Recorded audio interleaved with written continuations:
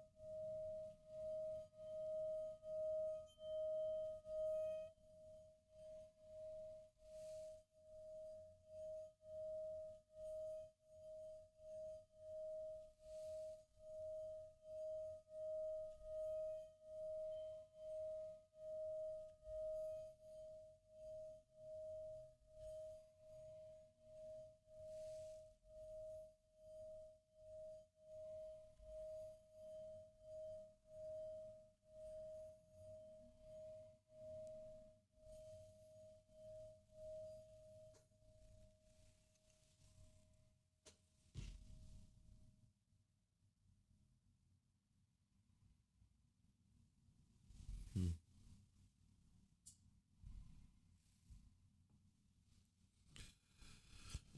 Well, I hope the loudness of that, the ease of it, is a sign that we all are in a space that we are finding our individual and collective voice. Um, so the breathing exercise we're gonna do tonight is 444. It is you breathe in for a count of 4, you hold for a count of 4, and you breathe out for a count of 4. It is a very good root chakra breathing exercise. It is intended to slow everything down. And I think that is essential to making sure that you are grounded, regrounding yourself, or remaining grounded. So we'll do it on my count. We'll start on my count of 3. Again, it's breathe in for 4, hold for 4, release for 4. And we're going to do that 4 cycles back to back. All right, 1, 2, 3. Breathe in, 2, 3, 4. Hold, 2, 3, 4. Release, 2, 3, 4. Breathe in, 2, 3, 4. Hold, 2, 3, 4. Release, 2, 3, 4. Breathe in, 2, 3, 4. Hold 2, 3, 4. Release 2, 3, 4. Last time. Breathe in 2, 3, 4. Hold 2, 3, 4. Release 2, 3, 4. So for our visualization, the first thing that kind of popped in my mind is really imagine yourself standing on some dirt, sand, grass. As a matter of fact, you can see yourself kind of on the space, but not where your feet can touch. You hovering above the ground a little bit. And you can't really feel the energy or the connectedness. And you're looking down at your feet, and you can see that they are not connected to the ground. But as you're looking, you see lines of energy that look familiar, like roots, begin to connect to the bottoms of your feet. And as they connect, you can feel them bringing you closer and closer and closer to the ground until you can feel the earth beneath your feet, whether it be the individual blades of grass or each little speck of sand, or even if you are standing in a little bit of mud, you can feel you connected to it. You can feel the energy of the earth. Your heartbeat is beating at the same pace as you feel the exchange of energy. You take a deep breath. You breathe in love, hope, and goodness. You release stress, worry, and fear. You feel the earth replenishing you, feeding your spirit, nourishing your soul. And as this is happening, I want you to repeat after me. I am safe and secure. I am grounded and centered. I am self-sufficient. I am financially secure.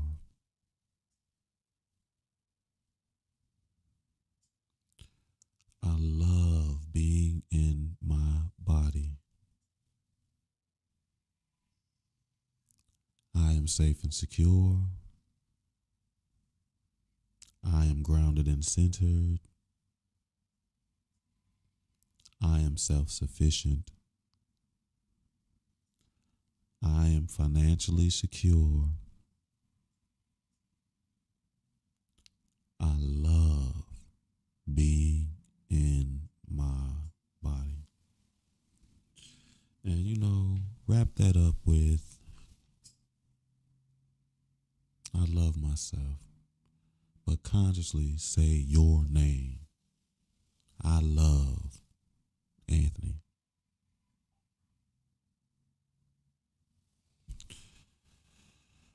Right. So, family, that's our breathing. That's our sound bowl. That's our beginning so we can get this party started. Before, I guess, like I said, we're going to continue the 7 spaces. But I think I want to say a little something. So today has been a little interesting day. Now, this may not be important to everyone, but one of the reasons I'm discussing this is because we are a family and we share, we open, on what's going on in our lives. There's a certain level of vulnerability and trust that we give each other. And aside from that, I like to put a face on some of the actions that are being taken. And I usually really don't say much about politics. I kind of stay away from it. It's not that I'm apolitical, because I am very much aware. But it's so many topics that we could talk about in the world today. Politics doesn't have to be one for me. But today something happened that kind of hit a little close to home. And there was an issue. I'm glad I checked before we got on the show, and a judge halted it. But there is a freeze on federal funds. And one of the reasons that I'm talking about this is because, like I said, I like to put a face to that. And most people don't know exactly what that means. So I want to give you some idea of what that means, because I'm one of those people that are affected by it. So I've mentioned a lot of the consulting, well, not even the consulting, most of my career has been working with nonprofits, and specifically educational programs, programs that serve families and teachers. And Head Start is one of those programs. So when that freeze happens, it affects people like me. It affects teachers in the classroom. It affects services that families can get. But on a larger scale, it affects stuff like Meals on Wheels. So the elderly people who get their lunch, they no longer get it. It affects things like Title I schools. Federal funding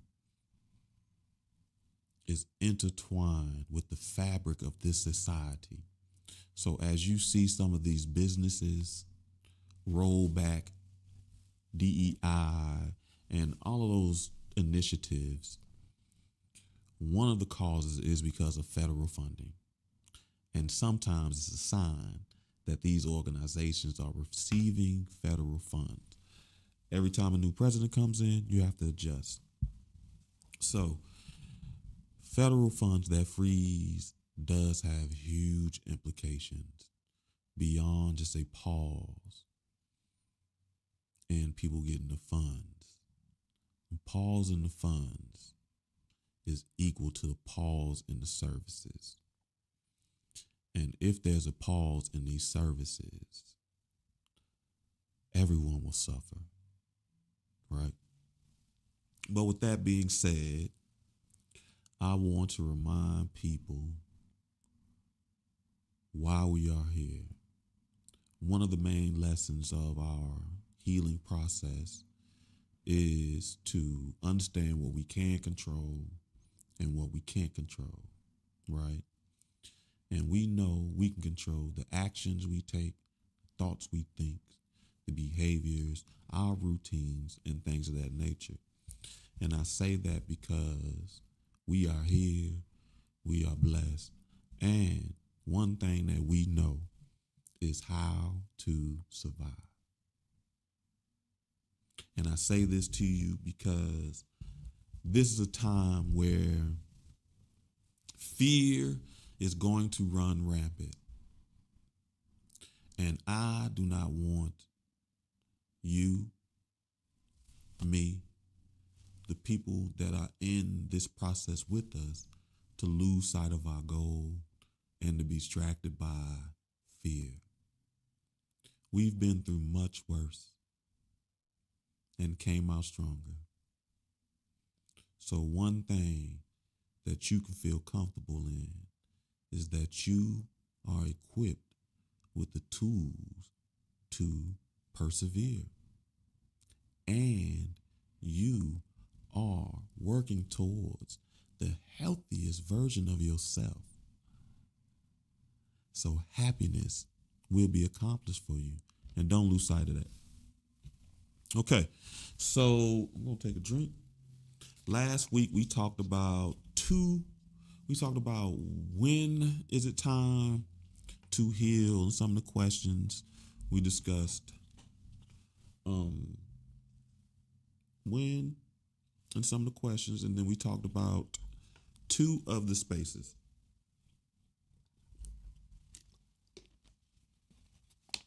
One was discussing how to recognize, well, both are two. We discussed how to recognize and how to become. But one of the spaces was solitude and the importance of solitude, where solitude essentially allows you that space to plan, reevaluate, assess, and disperse emotions and feelings. And always remember, solitude is a tool to be used. It's not a space that you're supposed to stay in. You're supposed to move beyond solitude. Solitude is supposed to allow you to recharge. So in this healing process, you need that space of solitude, if for no other reason but to recharge. The other space that we talked about, which is unique because it's called the 7 spaces of healing. So it would only be right that one of these spaces would be a space of healing. You have to become a space of healing. You have to interject yourself into spaces that are healing or filled with people who are doing the same thing. The healing process allows you to remove the weight of traumas and past experiences, negative thoughts that are yours, that aren't yours, things that we see in the world, and live in a space of freedom. Free to authentically be yourself. Free to authentically speak your truths. Free to receive and accept that other truths may be different. Free to live your life as it's intended, right?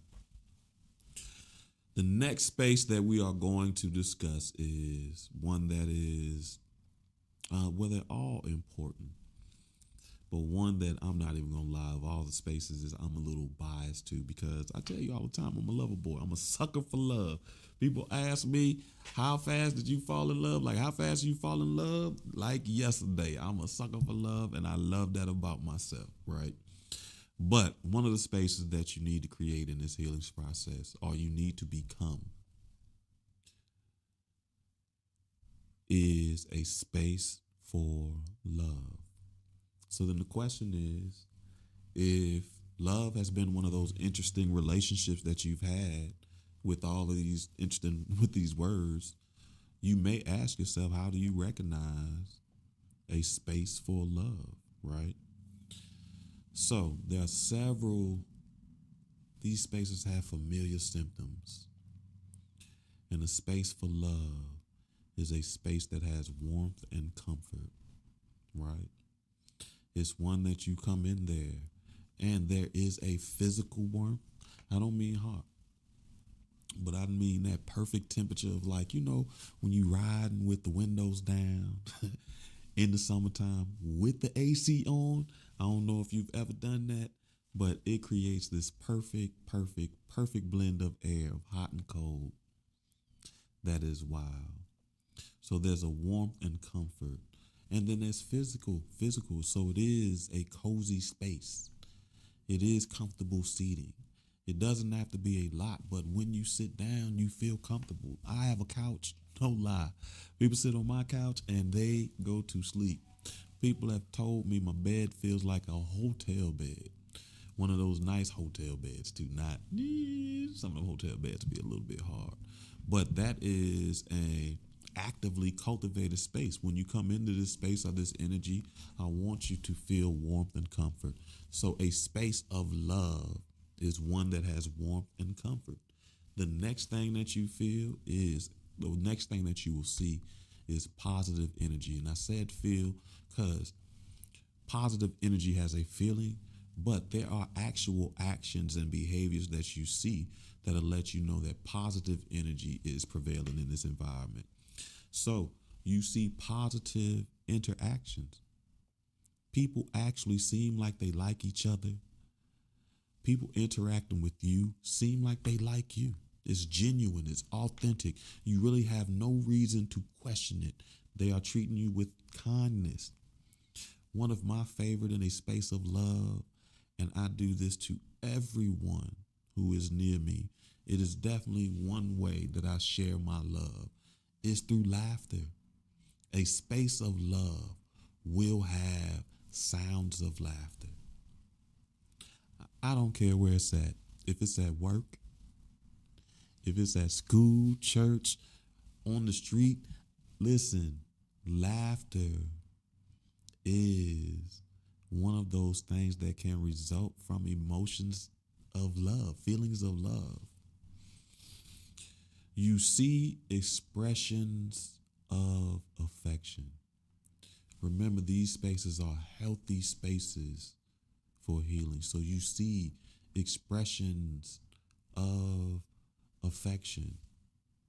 You see people using kind words, saying things like "I love you." You see hugs. As crazy as it is, I said one of the things that one of the things that I notice a lot in my Reiki service is how touch deprived we are, right? People just don't want to be touched, whether we spend a lot of time on social media or we spend a lot of time almost anywhere.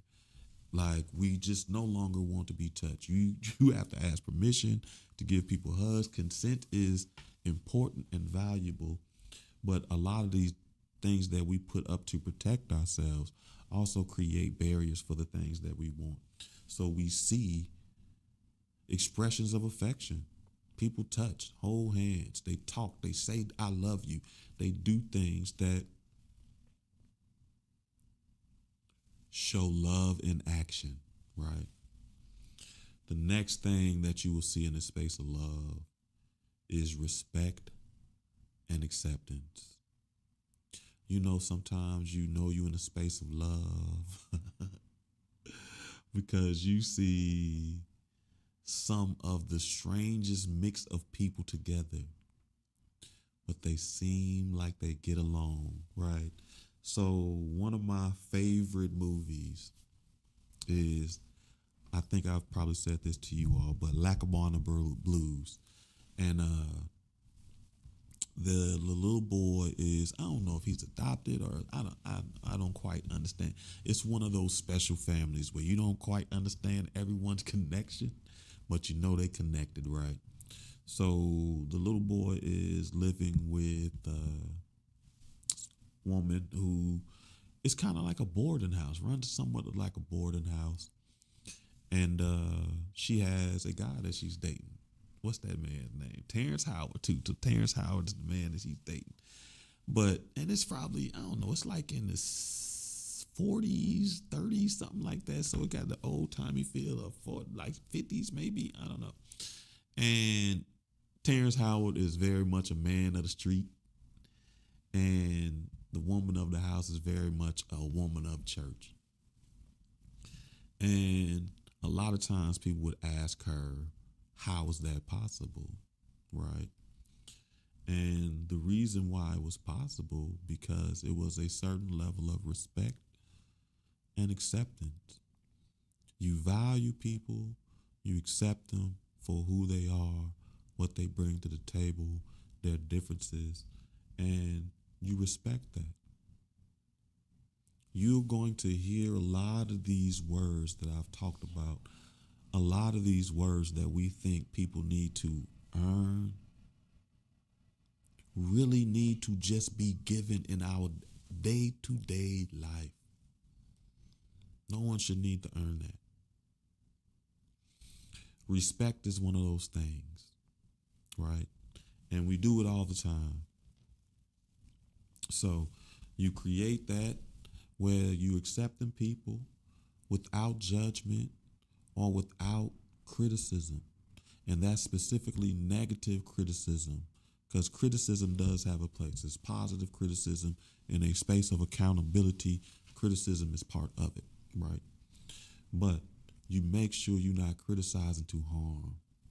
Your criticisms produce growth, right? And ultimately, in a space for love, there is respect for boundaries. You really do create healthy boundaries, and you exercise, excuse me, you practice these healthy boundaries. And in a space for love, you see respect for that. If someone's uncomfortable with something, we love them, we don't do it, right? A space for love has support and encouragement. That doesn't mean that everything we do is going to be great, but we support each other. We uplift each other. We give each other kind words. When you see somebody needs that extra little bit, we give that to them. We uplift them. We pour affirmations and positive energy into them. We pour healing and love into them, right? We encourage their dreams, their thoughts, their hopes, their desires, their healing, their love, right? And most importantly, we celebrate each other. And I say that's very important because to me, that is a space that I'm learning to do. Celebrate myself, right? I find it amazing how other people do it. But for me, I've always been one of those people, or even in the life that I was brought up in, you just go from goal to goal. And you're doing right, it's because you're supposed to do right. So you don't celebrate doing the right thing, right? But the downside of that is you really don't learn when to celebrate. But you celebrate, a space of love celebrates small and large victories. We celebrate getting back up when you fall down. We celebrate each other. That is part of the encouragement and the uplifting that a space of love will have for you. A space for love has open communication. That is, people feel comfortable enough to say what is on their heart and mind. It is encouraged. You see it going on. I mean, sometimes if you are a person that's new to this environment or observing from the outside, it can be shocking, some of the things that people say in a space of love. But there is no fear of judgment. It's almost as if they're walking in the Garden of Eden naked because they are vulnerable and feel comfortable enough to openly communicate their feelings. They are honest, right? And I say honest because we have a lot of people who are honest, but they are more focused on telling the truth, right? Just being focused on telling the truth, you don't consider the person. You can be brash, rude, all of those type of things. But as long as you're telling the truth, you've justified some of the harm you do with your words, right? We talk about being careful of our spelling. But honest in a space of love, honesty looks a little different. Because one of the things that honesty does, it takes in consideration the receiver. It wants to make sure that you receive it in a way that is healthy to you, that creates growth, that creates life and not death, right? And people share. That is physical, like share items, tangible things. Like I don't mind sharing my snacks with you. Enjoy some snacks. You know what I mean? And people actually share parts of themselves, their lives, the things they've experienced, things that are important to them, their dreams, their goals. In a space for love, you see these things going on. In a space of love, there are acts of kindness. So you will see small gestures of thoughtfulness and consideration. Something as simple as they brought your favorite candy bar, or today they made your coffee for you, or they recognize that you need a hug and they give you one without you asking. In a space for love, people learn you. They're invested in you. They see you. So you will see acts of kindness, small gestures, thoughtfulness, consideration. All of those things are definitely rooted deeply in a space for love. Other thing a space for love does has shared experiences. Those shared experiences create this activities that create a sense of connectedness, whether they are purposely created team building activities, or like when the brothers went camping, the community service, or life creates them. You think about how sometimes we together family experiences loss or success. But there are activities that that help build upon that sense of connectedness, shared experiences. This right here, family, is a shared experience for us. If you've been with us from the beginning, you've watched us grow. And from starting from a white table and an ottoman to desk and extra cameras, all those things. It's a shared experience. Later on, we'll also say something that this does when you are a part of it. But this creates a shared experience. We all are here trying to heal and help others along the way. Put our piece of the energy in the collective energy of healing in some way. Because remember, healing is a communal thing. It's for everybody. So now, how do I become a space for love? One way that you can become a space for love is, you remember those gestures? You show them. You show kindness and you show compassion.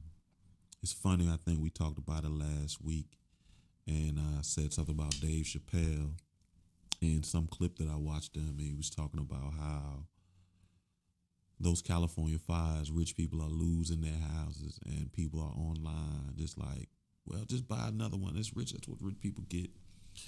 And he said that's why he doesn't like poor people, because they can't see past their own pain. I don't think it's as simple as a poverty thing, but some people cannot see past their own pain. So you have to begin to see past your own pain and offer compassion to others and show kindness to others. Most importantly, as often as I'm saying that you're supposed to do this for others, the main other that you need to do this for is yourself. So to become a space of love, show kindness and compassion to yourself and others around you. Genuine care from a good place, not worrying about how it's received or what the outcome is. You do it because that's who you really are. Foster open communication. So in that space of love, there's open communication. To be part of that space, you also have to foster open communication. That is, openly communicate without fear of judgment. You have to encourage others to find their voice and speak their truth, and remind them that you are not judging them. This is a space of love. Also, and I'm going to say this over and over and over and over and over and over until we understand. Do this for yourself. Faith, hope, and charity start at home. So, encourage yourself to openly communicate without fears. Encourage yourself to not judge yourself so harshly for some of the mistakes you've made or some of the fears you have. You haven't even made the mistake. Another way to become a space for, okay, cool. A space for, I'm laughing because time goes by fast. When I'm trying to figure out what to talk about on these shows, it's hard to figure out what to fit into this time frame, right? And I just looked at the clock. So I was thinking in my mind, we had 5 more to do. And I said last week that we were going to do 3. And I'm like, man, I hope that's enough and we don't run out. But we just threw 1. And we already almost to a quarter of. So I don't need to concern about that anymore. It's just interesting, some of the things that we worry about that we don't even need to worry about. One thing that I've begun to understand is the spirit of abundance. And that is in the sense where when you think you don't have enough, you trust and know that it will be sufficient, right? So, another thing that you need to do to become a space for love is be present. This is a difficult one for me. I'm working very hard to be present, be more present in my life. Not worrying about what needs to happen next, what I need to do next. Not worrying about if I forgot to do something yesterday. Being present for myself and others. Being present, giving your full attention to yourself and others when they're in their presence. That is a main way that you show value to people. So when people feel valued, they feel loved. They wouldn't even know the difference. You cannot actually love them. But because you give them full attention and you value them, they will feel love. So if you pay attention to yourself, the true, authentic voices that you have, and you value what you know, your truths, you will become a space of love. And a key ingredient with that, which is going to show up again and again, communication is too, which shows how much that this is a communal process. But respect. Respect is huge. And a space for love is definitely one. Okay, hold on.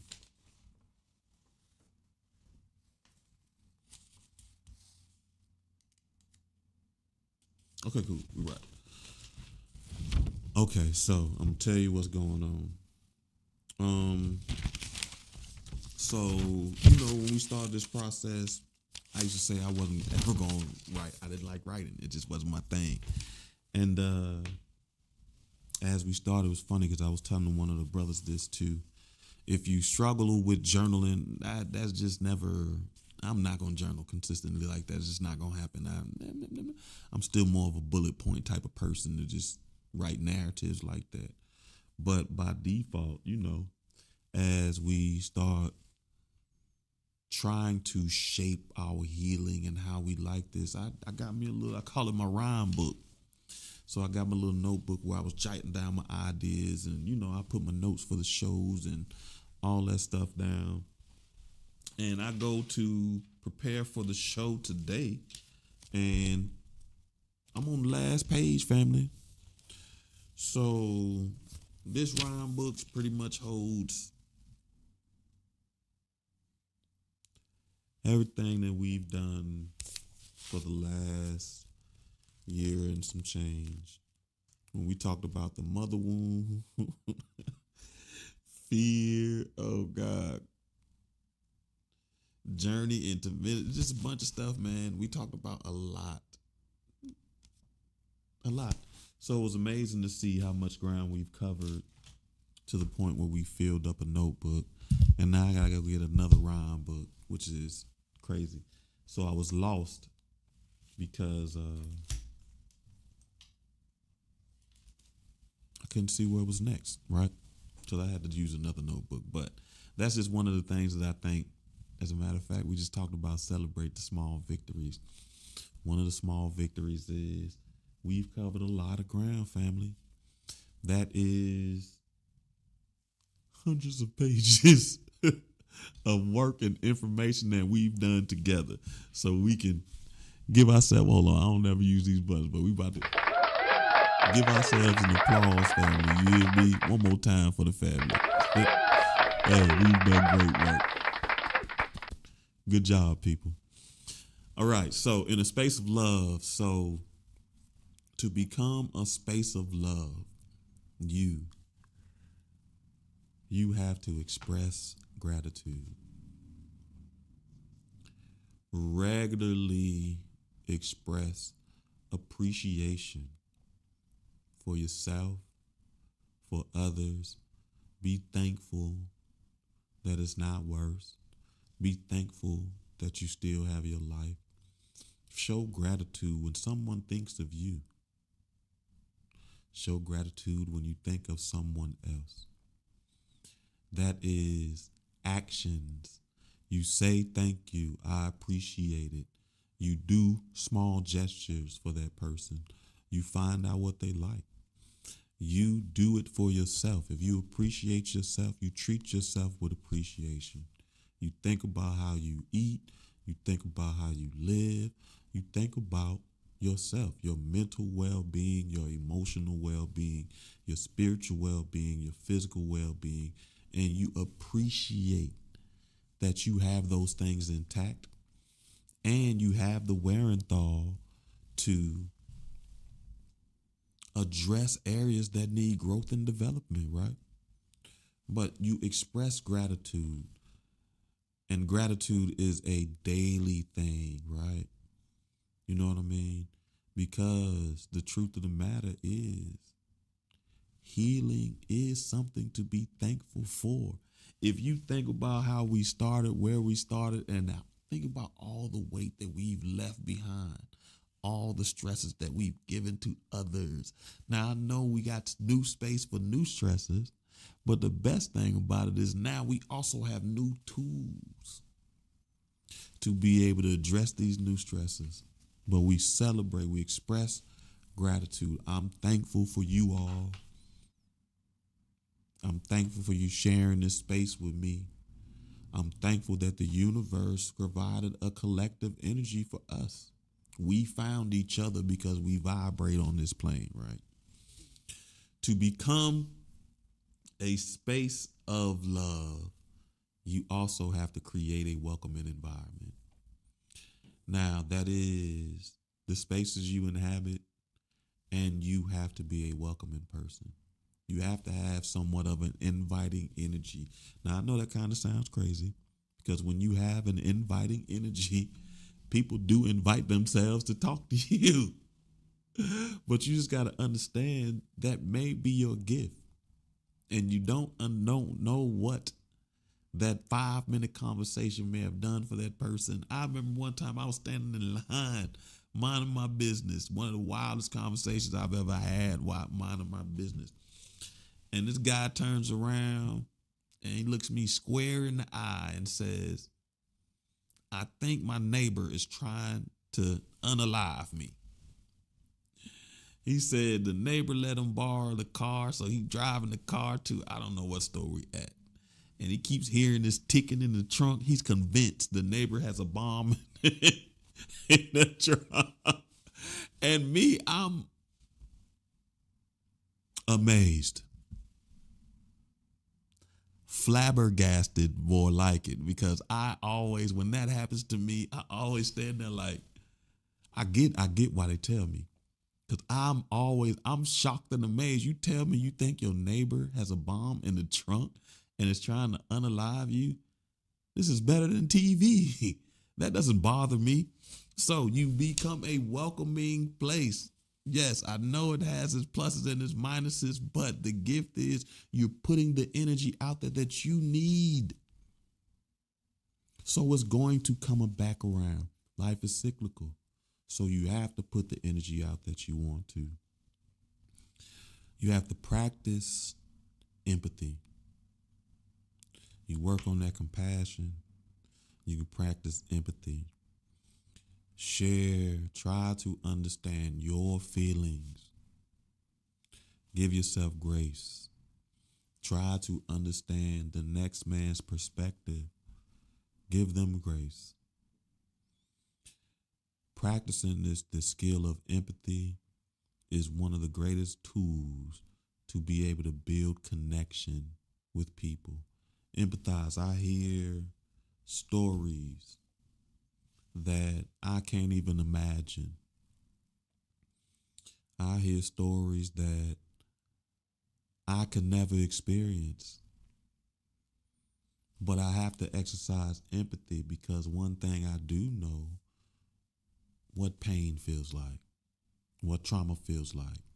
And I may not have experienced yours, but I can empathize with the understanding of what that word feels like, right? So you practice empathy, and empathy comes through understanding, offering understanding, right?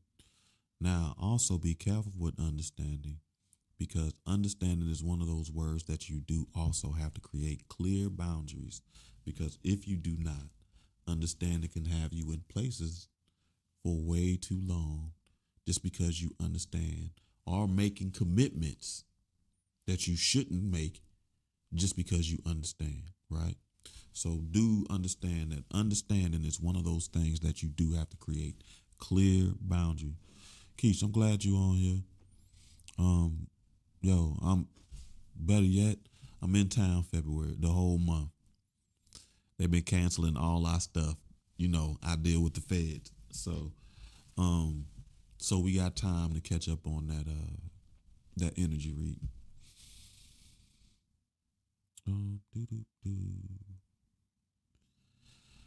To become a space of love, you have to offer support and encouragement. Now, that doesn't necessarily mean you have to be this at all times, because energy can be depleted. But it is one thing that you do have to do. You have to be able to support and encourage others. That is yourself too. You come up with an idea, support yourself into bringing that to life. Encourage yourself to bringing that to life. Encourage others with an idea. No matter even if it sounds crazy, because the world is really for the dreamers, not just the dreamers, but the people who actually try to make those dreams reality. So it may sound crazy. It may sound unmanageable. It may sound like something that you never would do.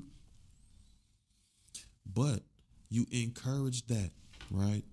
This is a perfect example. Me doing this show, me even using my real name on social media is crazy bananas, because I've never done that before, if you know what I know. Space for love is respect for boundaries. That's respect for your boundaries. Honor yourself. Honor others. And respect boundaries. You know what I mean? It's okay to have boundaries. Like I said, understanding is a thing that needs boundaries. Love is a thing that can also have boundaries. Right? Because love can be wild. Now, it can definitely needs to be unconditioned. And there are forms of love, unconditional, but there are forms of love that we don't even have a word to quite describe. Like when they talk about agape, that's a type of love that is beyond the way we use the word love, right? But honor yourself, your feelings, and others. Honor those boundaries, respect those boundaries, honor yourself, create those boundaries, not walls, but create healthy boundaries that don't separate you, but allows you to connect with others in healthy ways, right? Not solitude, remember? Solitude is only a tube. It is not a space that we live in. It's just a space that we visit. Those are a bunch of ways to be able to come a space of love, how to recognize that. So if you have questions on how to recognize that, love does have familiar symptoms.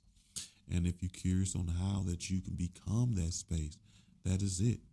You create the welcoming environment, support and encouragement, express gratitude, all of those things. And again, like I said, I'm going to say it 1,000 times. These are tools that you practice on yourself first, right? The next space we want to discuss is a space for accountability. And it's crazy because Monday night when I was talking with the brothers, I told them of all the spaces, the space of accountability is kind of sticking with me right now. Maybe that's just the space that I'm in.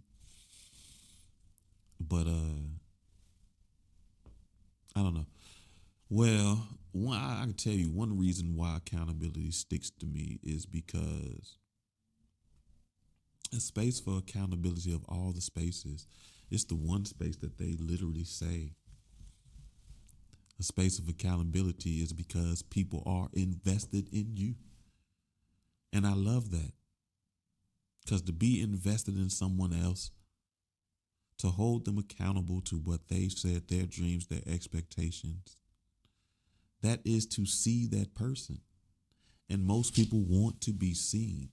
So a space for accountability sticks with me because it offers a space for even me to be seen, right? So how do you recognize a space for accountability? Is a space for accountability has clear expectations, roles, and responsibilities. And they all are clearly communicated. We are on the same page. It's funny because that word roles can be a little bit interesting. And I always say, especially when we talk about the family structure, we talk about a man's role, and then we also talk about a woman's role. And the funny thing about that is, the thing that we miss is their roles. Doesn't matter if a man does it or a woman does it. There are roles and responsibilities that need to be played to make this system function on its highest level. And if we're all doing the same thing, then we're all not doing what's best for the system. We all have a role to play. The space of accountability has responsibilities. They tell you not just what your role is, but how you're supposed to play it, right? And the expectations are clear. It's funny because how you get your roles and responsibilities in these spaces of accountability may be organic, right? So, for example, this show that we do, this Soul Swami Healing, is a space for accountability. Every week I come on here and I talk with you all. Sometimes you come on here and y'all talk with me live. You're in the chats all the time. That holds us, me coming on here to be able to talk about this holds me accountable to you all. And you coming and joining, hearing my voice, being a part of this, makes you accountable to everyone else as well, especially yourself, right? And I never envisioned that my role in a space of accountability, my role in this, well, you know what's crazy? I was getting ready to say that my role in the space of accountability is normally leadership in a work environment. And I was getting ready to say I never imagined that my role in this space of accountability would be this. But honestly, this is a space of leadership. And essentially,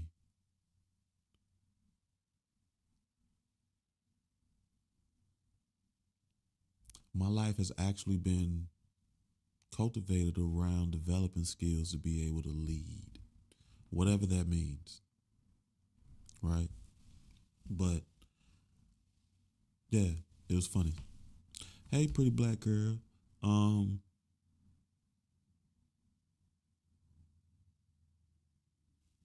I'm gonna get my cup. Thank you.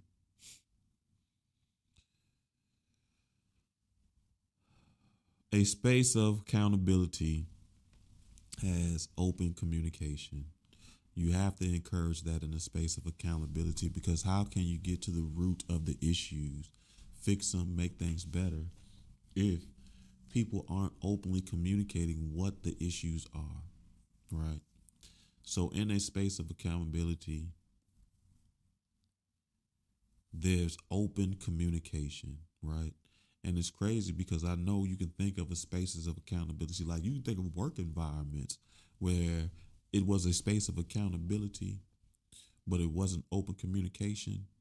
Remember, the caveat to this is healthy. We are trying to recognize healthy spaces, and a healthy space of accountability has open communication. I love the Monday group, men's group, Strength and Brotherhood, because outside of this being a space of accountability, they create a space of accountability too. And everybody's role in that, and we all have a responsibility, is to be authentic, not be judgmental, and to be present, like openly communicate our real feelings. And we do. You know what I mean? The most important thing about that is there's an air of transparency. So, like I said earlier, it kind of feels like how you would imagine they felt walking around the garden when they talk about Adam and Eve being naked. There's a physical nakedness, then there's also that emotional, spiritual nakedness. That's a free and authentic to be able to live yourself. That's that transparency that comes within a space of accountability. You can be like, yo, I know it might be crazy. I promise you, it's a dude in the group. I love this brother because he really takes advantage of that transparency, and he is very transparent with us, and I appreciate that. He creates a space where we even feel more encouraged to be encouraged to be transparent. Emphasis on healthy. Yes, definitely, definitely, definitely, definitely, definitely. Other thing that I like about, well, to recognize a space of accountability is what I was going to say earlier as it relates to the growth of this show is there is a responsibility and an ownership that people feel about it. People feel like they have some responsibility. They have a part to play in the growth and success of this. They feel responsible for the failures. They feel they take ownership. Like, yes, this is when this succeeds, we succeed. One of the reasons I am as transparent with you all is because of that idea. Even though I'm the one that's doing the talking, you all have major roles to play in this, right? And the roles that you play help you take responsibility and ownership of this process for us all. And it makes it in turn easier for you to take responsibility and ownership for your actions. Every time that you come on this show to have an energy reading, every time you say a comment, every time you share, you watch after, even if it's for 5 minutes, that is you taking responsibility and ownership, right? Most importantly, you take that responsibility and ownership for your actions. You are authentic with yourself. Hey, I wonder. It said my stream disconnected. Tell me, y'all. Did it blow out? Here, let me check. I got a weird notification. And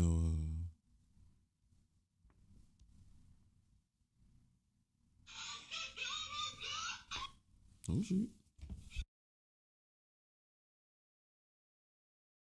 Okay, we still good. I just wanted to check something. So, a space of accountability has constructive feedback. That's that criticism for growth. As we talk about being careful of our spelling, we want to make sure that we are using the correct language. And a better word for constructive criticism is constructive feedback. That word criticism can be so triggering, right? Even with the best intentions. We already talked about intentions. But a space of accountability has constructive feedback. And this constructive feedback is focused on growth and not blame. It is a feedback that is hoping to help you see areas for improvement, or at least areas for reassessment to see if there's a need for improvement. It doesn't blame you for your faults. It provides an opportunity for you to be able to correct those faults. There is healing in someone talking about what you did well, and there is healing in someone being able to point out areas that you can improve. And the truth of the matter is, because if you don't have that constructive feedback, you're the only person assessing yourself. And you're definitely going to overlook several areas that need growth and development. That's why I always laugh when people are saying, like, I'm a good person. Of course you're going to say that. You're assessing yourself. What do other people think about you? What does the consensus say about you, right? Oh man, we got a lot. No. So a space for accountability is supportive environment. That word keeps coming up because it's one of those words that we have to recognize what our relationship with this idea of support is, and how we open ourselves to support, how we think of support, how we allow people to support us, how we support ourselves. Sometimes asking for support is the best way to support yourself. And we all really do have to do some work on this idea of support. It's one of those relationships. I see it all the time. And it's one that I have to work on. I have to do a better job at showing when I need support. Right? When I need that help, right? And sometimes it's as easy as it's as simple as me just being able to allow myself to ask, to drown out the voices that tell me, you don't want to bother anybody, you don't want this, they got their own life going on, and not ask. Drown out the voices that talk me out of things that I know that I need, right? A space for accountability has trust and respect. Remember, I said some of these words that we think that people have to earn are things to be given. And in a space of accountability, if you recognize what it looks like, if you begin to connect your spirit to that type of energy, you want to no longer feel all this need that everybody has to earn. They have to show you, because trustworthy people move in trustworthy ways. They carry trustworthy energy. They don't do too much convincing, right? But to be in a space of accountability is a space of trust and respect. It is a culture of mutual value. Even though you be different, I promise you, we have that men's group, and I talk about it because I love it. But do not believe that we do not have conflict in that men's group, right? And the thing about it, what allows us to resolve some of the conflict is it is a it is a group that's built on a culture of respect and value. You know what I mean? We value everybody in the group. So when the conflict comes, it's easy to address because we already understand that we value each other. So we don't have to worry about, is this person coming for me? No. Because they value me, they appreciate me. That is what this space demands.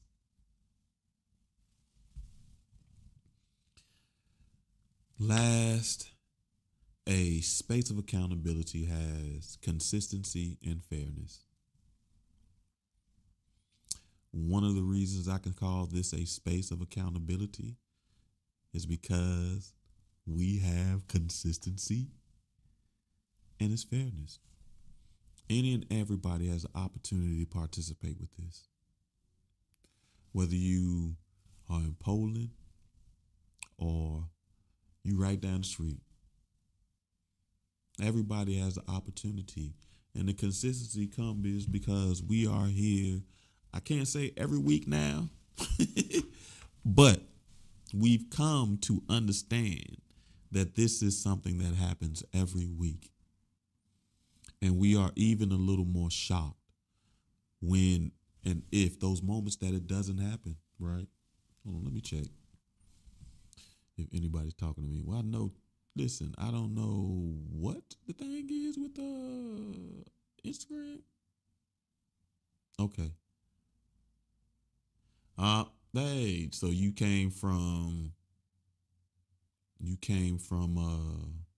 I appreciate you, Instagram people.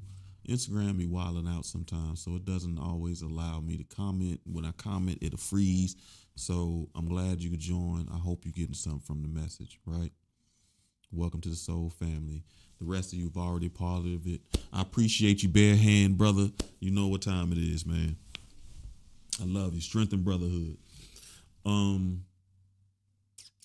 Consistency and fairness. So now,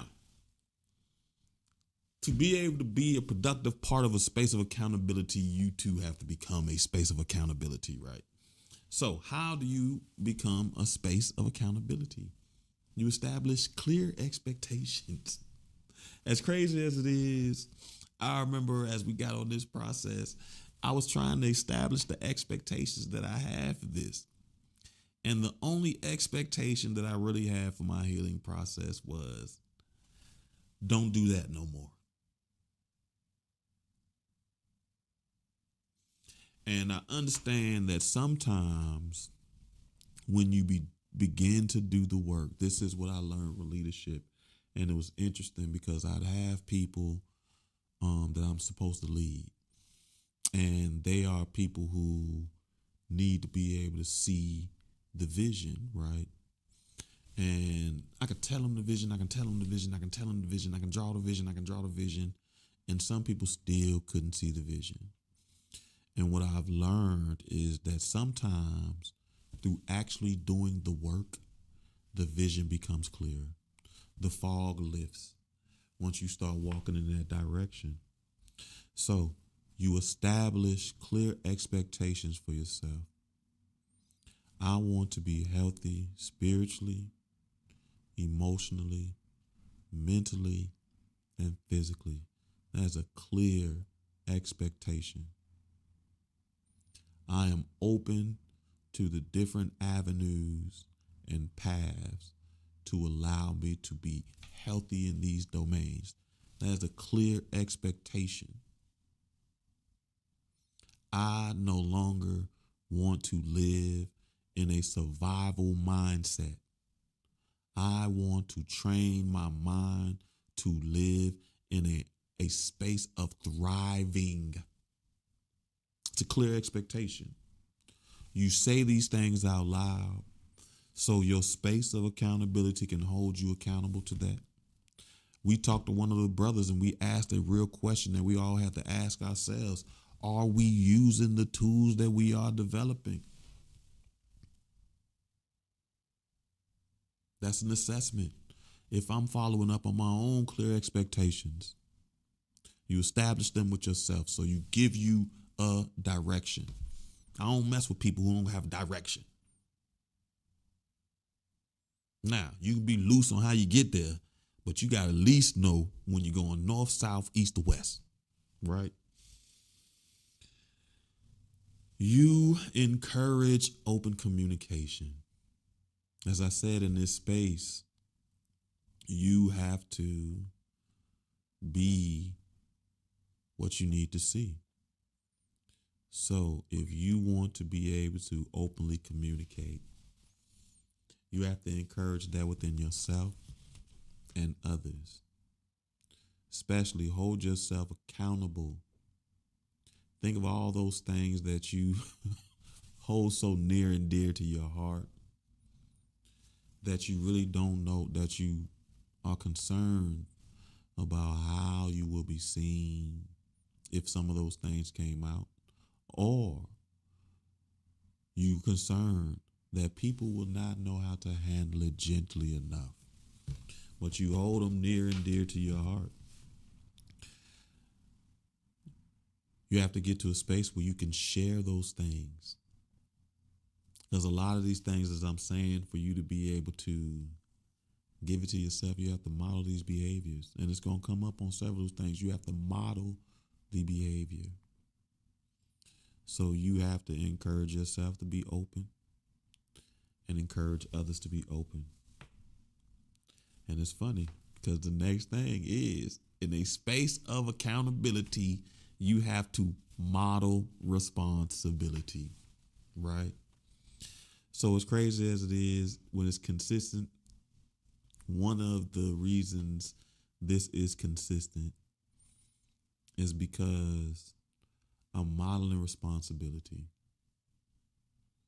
We owe it to ourselves to take this path to live as our most authentic selves, our most healed selves. We have a responsibility. And even if we can't show up every day, we still got to show up every week.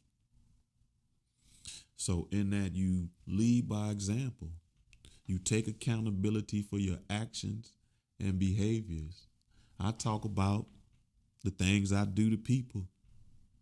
I've talked about the things people have done to me.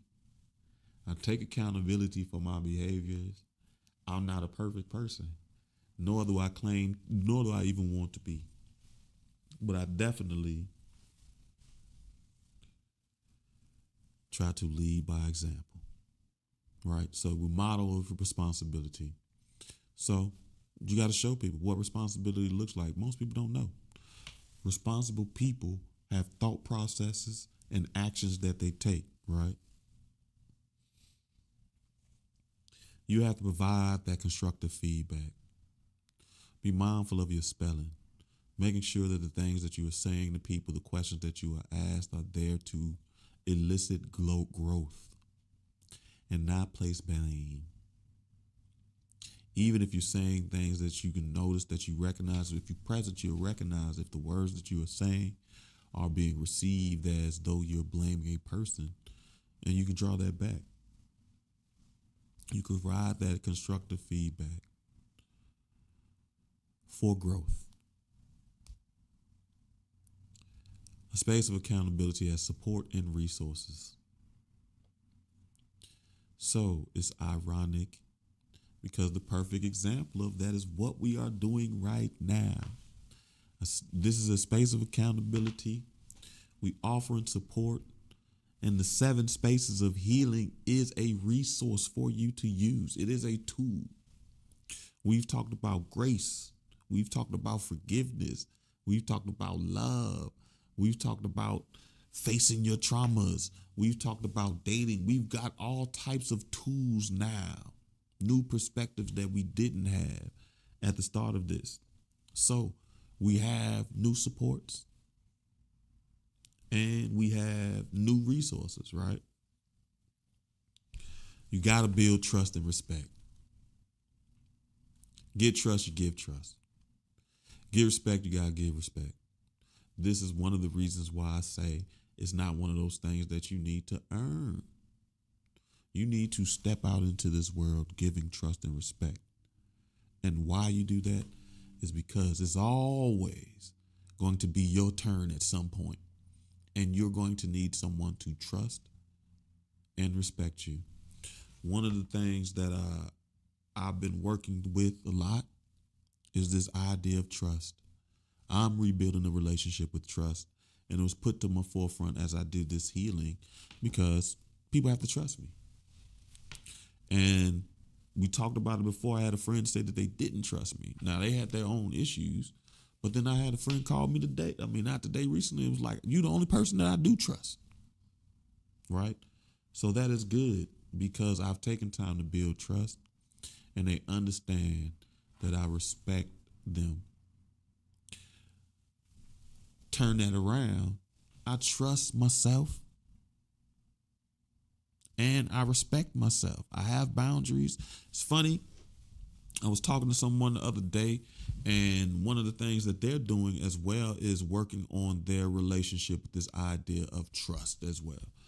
And they said something about, I know I got trust issues, but their intuition was ringing about something in the dating world. And I told them that two things can be true at the same time. You can have trust issues and still be a trustworthy person. So trust yourself that your senses are still doing what they're supposed to. Your intuition is still doing what it's supposed to as you develop the tools to recognize if that's coming from a healthy space, right? So trust yourself. Exercise that trust on yourself. Be consistent and fair. We talked about that in the accountability space. This coming up every week. Like you said, you can't be there every day. People think consistency is every day the same thing. When we talked about it, it's not the same amount every day. You're not going to have the same amount of energy. You're not going to have the same availability. The consistency is showing up.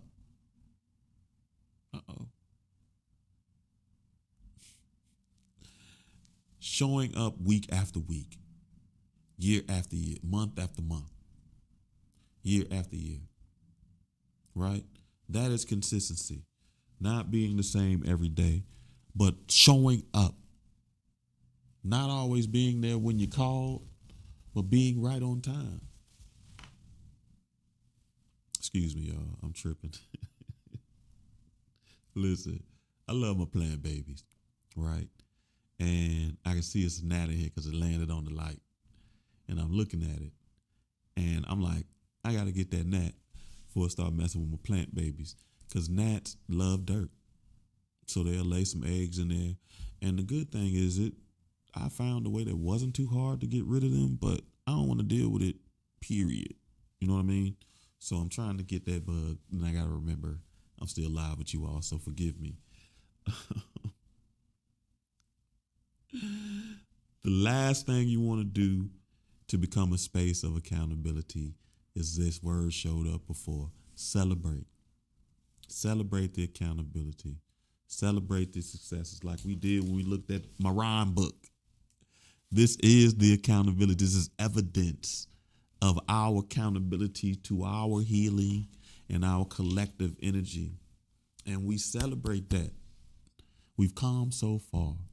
We got so far to go, but we've come so far. We can stop, smell the roses, enjoy how much more freer we feel, enjoy the new connections that we have.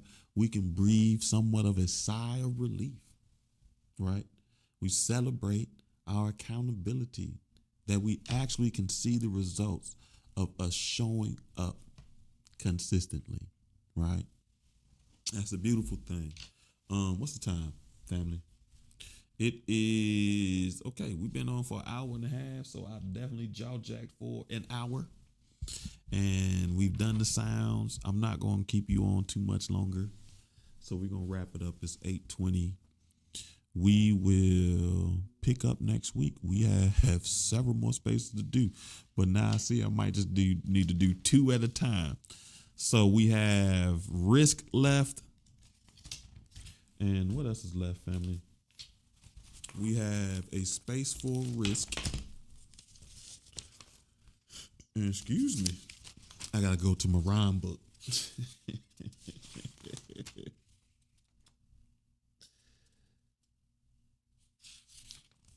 What? Oh man. Okay, so I ain't tripping. Solitude, healing, love. We got forgiveness. I know forgiveness is left. Yeah, we have risk, trust, and forgiveness. Three very important things. So with the time, being thankful for the energy that you've given me and not to hold you hostage because it is during the week and I know you have some more things that you can do. Again, gratitude. I appreciate you all. Like I said, we're moving along with these seven spaces of healing, how to recognize them, how to become them. We talked about what do we do? Accountability and love tonight. Yeah. So yeah, accountability and love, two important spaces that we want to become for ourselves and in this healing chamber. And we will pick up next week again with a space of risk.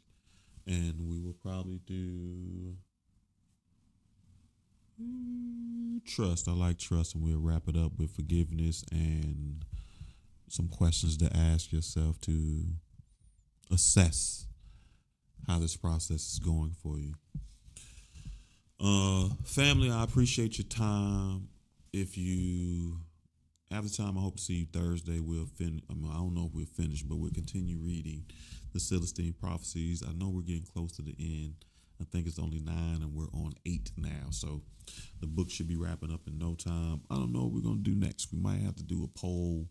I know I've been thinking about. Now I've talked about it a million times, but I've been thinking about. Makes me want to holler, but I don't know. I don't know. I want something with some action. We might have to read some Iceberg Slim or something like that to celebrate all avenues of our healing, even our dark side.